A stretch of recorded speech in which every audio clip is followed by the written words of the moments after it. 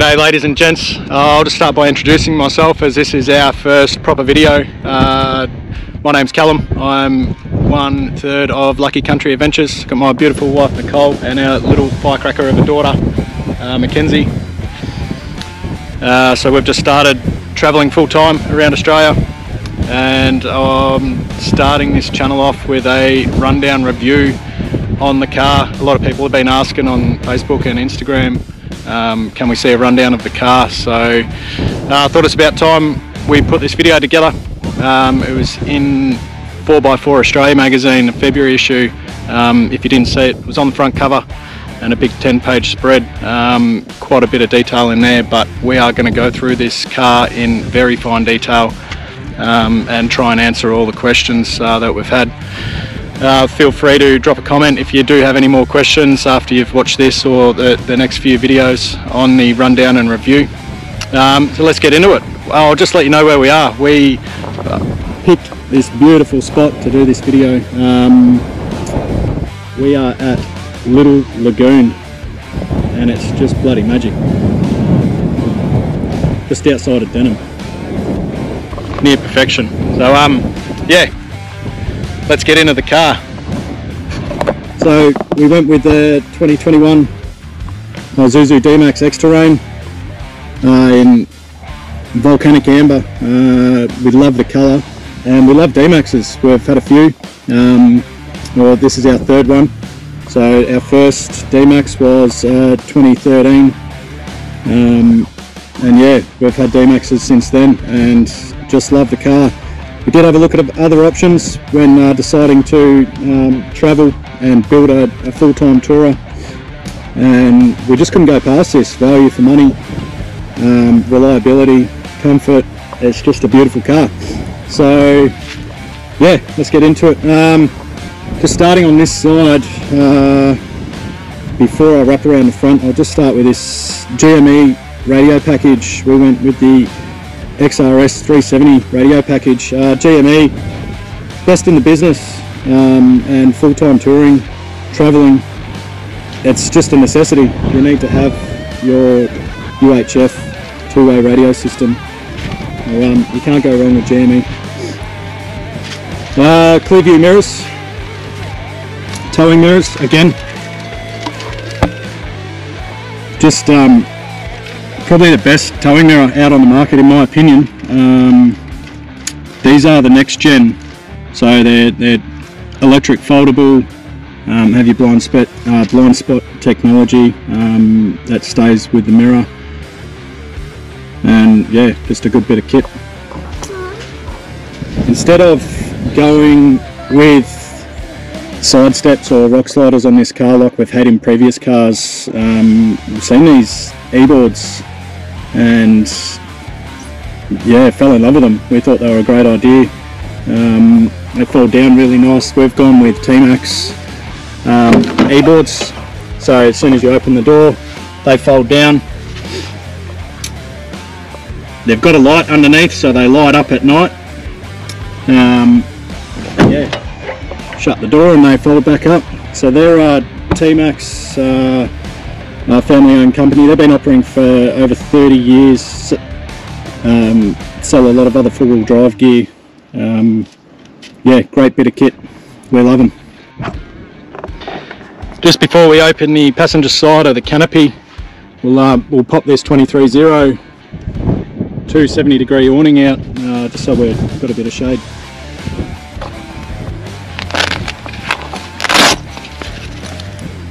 Now this awning takes about a minute and a half to set up, if you're taking your time. Nice and easy setup, freestanding awning. We've used it quite a lot since having the car and can't really fault it yet. It's been good. We've had it out in the wind. You've got your poles that you can put down and tie it down, and we have had it out in the wind tied down and it was bloody great. But just as a freestanding awning, haven't had any issues with it.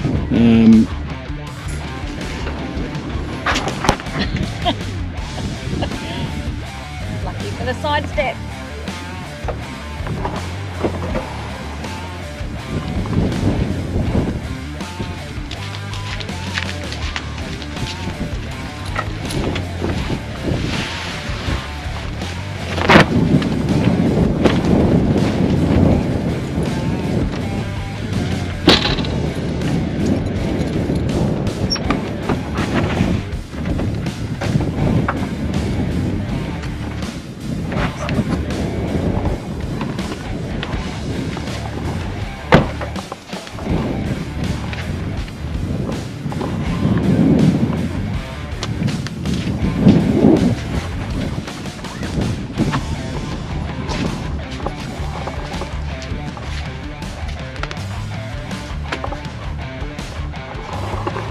So yeah, easy as that. About a minute to set up, a minute and a half.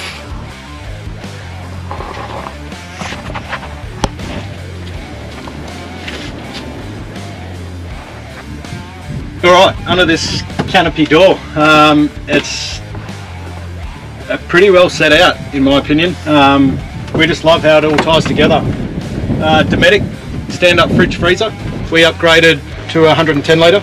I think standard they come with an 85 litre. Don't quote me on that, but I do remember saying we wanted a bigger fridge freezer. So 110 litre Dometic stand-up fridge freezer. Moving along, down the side of the fridge here, we've got our control panel. These are just all resettable breakers for the fridge accessories, lights, travel buddy oven, etc, etc. Fusion stereo control, Bluetooth fusion stereo built in with speakers in this canopy door. Moving down, the Enerdrive ePro battery monitor, so we can see how much power we've got left in our battery here. Right now it's at 100%. With the solar, that's charging all day. Driving, it's charging. Yeah, so we've got the Bluetooth app, so we can check on the phone, connect to the battery, and see how much power we've got in it through our phones or through this battery monitor. Underneath that is the ePro Enerdrive inverter. We need to run this because we've got a couple of 240 volt appliances, so we're running this coffee machine and we're running an induction cooktop as well at times when we want to cook with the induction. So that's the only time we need to kick this inverter in, is when we're running those 240 volt appliances, and it's a 2600 watt inverter. Obviously this coffee machine is up around a 2000 watt. Same with the induction cooktop, it's around a 2000 watt max mark. So 2600 watt inverter, nice and comfortable, taking care of these two appliances as long as you're just running one at a time.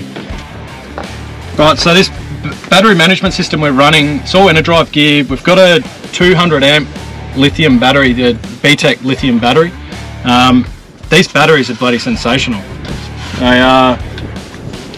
We upgraded from the 125 amp, which comes standard with the GTU 125 amp, which is a pretty decent size, but for the touring that we're doing, and we wanted this set up like for comfortable off-grid living, where we're going to be out for a week, maybe two, just in the car, coffee machine, induction cooking. We just wanted that a bit of extra capacity, so we upgraded to the 200 amp.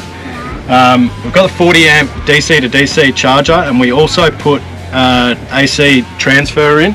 So just under here, tucked away, is the AC transfer. So we plug in from mains power, 240 volt. We can run the car, run the appliances straight off an extension lead if we've got access to mains power, or just charge it up through mains power. So that's a good option to have.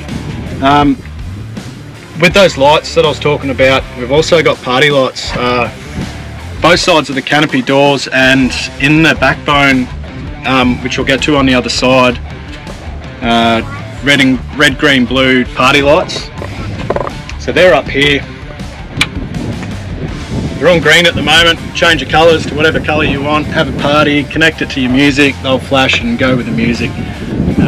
Yeah, just a bit of fun. Right underneath the inverter, we've got the water counter. So we upgraded, I think the GTU comes standard with an 80 litre water tank. We upgraded and got a second one put in, so we're carrying 160 litres of fresh water with a little 12 volt pump. So when we want to use water, we run it through the pump. This will count down, so you set how many litres you've put in, and it'll count down when that water's running through the pump. So pump in 160 litres of water when the tanks are full, and yeah, watch it count down so you can keep track of how much water you've still got in your tanks. Underneath that is all our switches for our lights, internal lighting, built-in light bars. Inside the kitchen, which we'll get to in a minute, there's internal lighting in the pantry, the drop-down tables, that all lights up, so all our switches are here for our lighting. The water pump turn the water pump on here.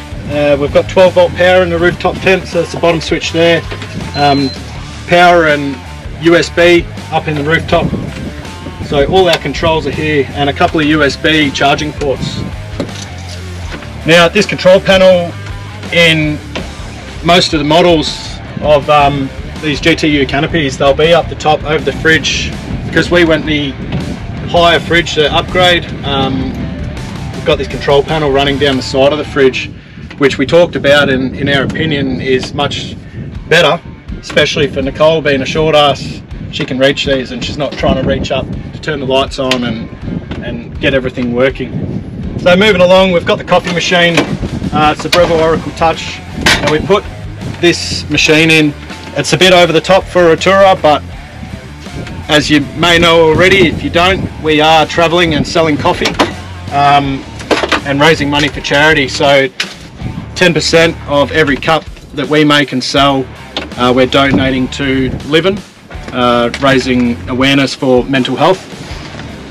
So that's the reason for the machine, and it brews a bloody beautiful cup of coffee. Over the top of the fridge, it's just storage, cups and bits and pieces for the coffee machine, pigeonhole storage next to the coffee machine, also just bits and pieces. And yeah, moving along to slide out kitchen, I'll let Nicole take over and she can take you through the kitchen.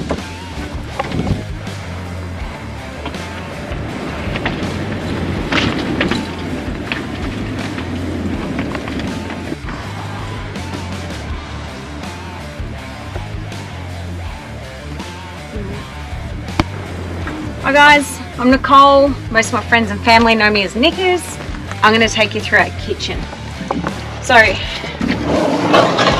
just going to slide it out.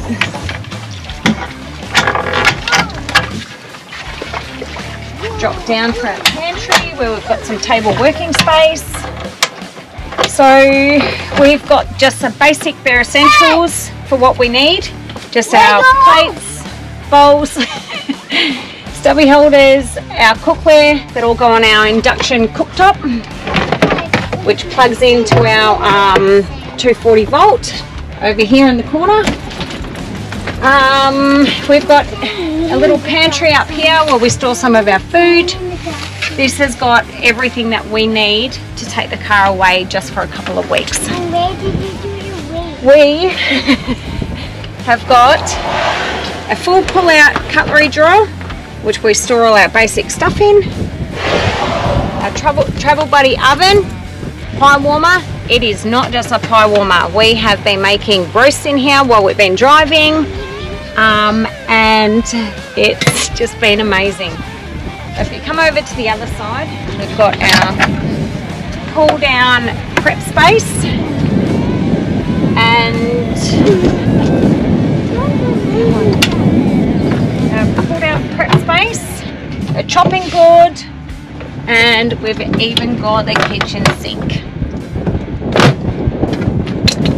Down below, under here, we've got our hoses that hook up to the hot and cold water, and it all just tucks away nice and neatly.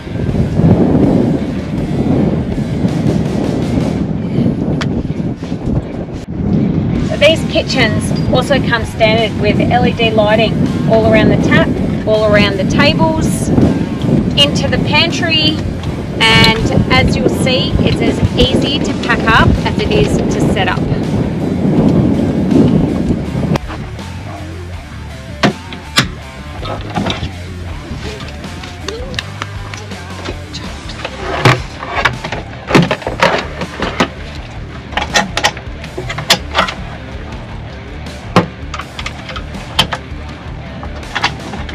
These kitchens are also on a nice soft closing rails. Just give them a little push and let it slide in. Alright, just before we wrap up this side of the canopy, there's just a couple of other things worth mentioning. The battery management system, the inverter, the DC to DC charger, they're all hidden internally behind two dividing walls that run down the middle of the canopy, so you can't see them, which I really like. although they're a great product, it's a bit of an eyesore, I think, when you're looking at them, or you can see that they're taking up space in your canopy. So when they're hidden away, I love the fact that they're hidden away, and they're quite easily accessible. Like if you do need to get to them to reset them for any reason, just behind the coffee machine, there's 2 internal panels and a few screws. Take them off and you can access the battery, your inverter, everything that you need to get to if you need to. The way this is finished internally, it's really, really good. I can't really fault it. Looking at these canopies, I looked at them at a couple of shows when they were on display, and they were completely different to anything I'd seen, because I'd been looking at the other major players in canopy builds in Australia. The way these are finished is just next level. The bottom here is covered in C-deck. If you don't already know, all these panels, the canopy's made out of HDPE, high density plastic. It's super strong, it's more durable than steel, it's scratch resistant, it's lighter. It's bloody amazing stuff. And the way it all goes together, it's like carpentry. Like it's so aesthetically pleasing to look at. It's one of the big reasons that we sort of stayed along that path of looking at these canopies. This was years ago that I'd seen these being built, and I just kept my eye on them. And when it came our time to choose who we were going to use, it's like I couldn't go past the quality. Rubber seal on the inside of the door, heavy duty latches, all central locking, and a weather strip across the top of the canopy doors to divert the water away to the side, so it's not trying to get in through the canopy door. These are all water tested in the factory. We actually rocked up to do an inspection, see what was happening with our canopy the day it was getting water tested. So the canopy shell was there, all welded together, doors on, and they're doing a water test. Yeah, great bit of kit. So if we just drop down here, these canopies, they're chassis mounted. So this is bolted straight to the chassis. This was Core Off-Road's first 6-wheel canopy, putting a canopy on a 6-wheeler. So of course it was a custom build. There was a few hurdles that we had to cross, get over to get this build finished. A few design hurdles that we had to cross. So we sat down with the design team to discuss how the cupboards were going to look, because we're putting the coffee machine in. The twin wheel arches, did we want to go one across both wheels? They agreed with us. They didn't think that looked polished. That's one thing that we said, like aesthetically we didn't like the look of just one single wheel arch with this big gap in the middle, and they were happy to work with us, throw us a few designs. What do you think of this? What do you think of that? Did we want the wheel arch to be higher, coming down just a little bit, or did we want it to come down very low? This insert panel in the middle, did we want it flush on the outside? Did we want it at the back?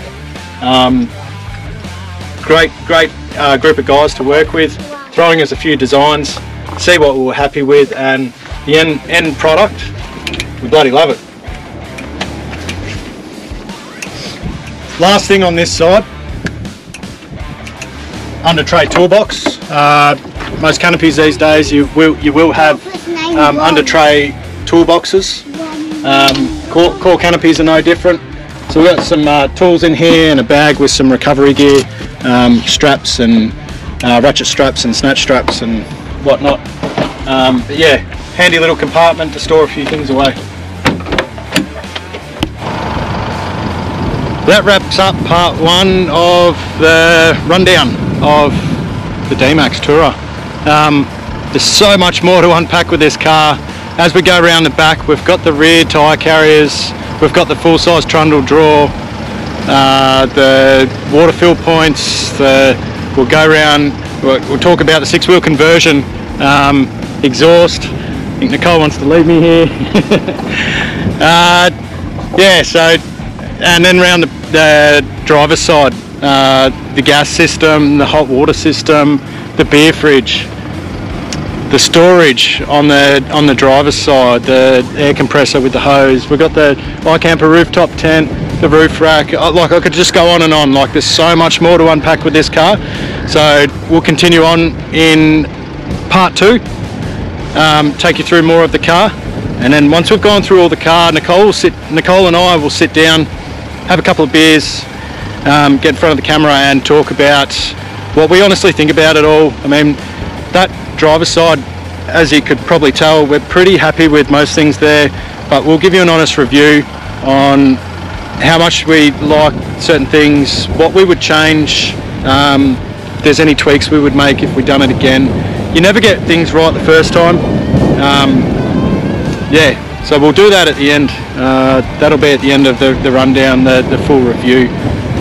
So I hope you like this video, part 1 of the rundown.